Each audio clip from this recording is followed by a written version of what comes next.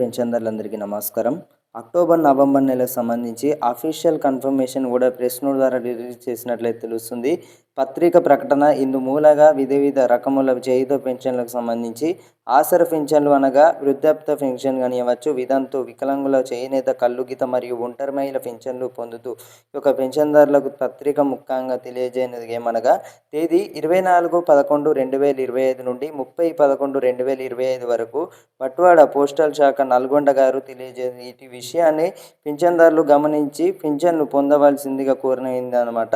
So ప్రతి ఒక్కరైతే మీ యొక్క ఖాతాలో వచ్చేసి కూడా చెక్ చేసుకోండి. రేపు ఉదయం 10 చూసుకున్నట్టయితే అంటే మనకి ఈరోజు రాత్రి యొక్క ప్రకటన కూడా విడుదల చేసినట్లయితే తెలుస్తుంది.